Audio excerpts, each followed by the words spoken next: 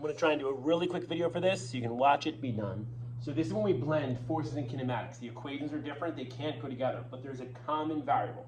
F equals ma has a in it, and all of our kinematic equations have a in it. So a, acceleration, is like the middleman that you can get from a forces problem to a kinematics problem. So to start, we're going forces to kinematics. So you read the problem: a single 50 Newton force acts on a 25 kilogram object initially at rest. First, determine its acceleration. So if you're between kinematics and forces, this is obvious. You have to use F equals ma because it gives me a force and a mass. Then when it says, how fast will it be moving? Now here, that's solving for v. V, velocity, is not in our F equals ma equation, so you can't use it there. So now it becomes a kinematic problem.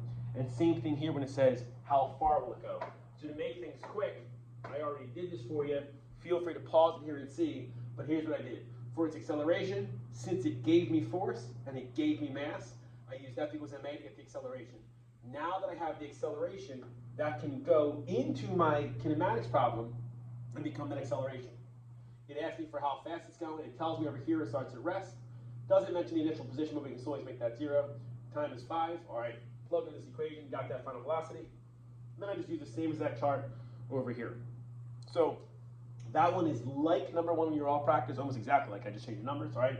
And then this is your number 2. You'll do the exact same thing here for number 2. I just didn't plot it out for you like this, so you could see it going that way, all right? And then if you scroll down here real quick to these lower ones, I just want to point out number 3 is the exact same concept, but now it's saying kinematics of forces, and I'm even telling you that. And the reason why this one is kinematics of forces is because how large of a force is required to accelerate a 620 kilogram car from 0 to 27 meters per second. So it's giving me initial velocity of 0, a final velocity of 27 in 7 seconds. So it's giving me a time.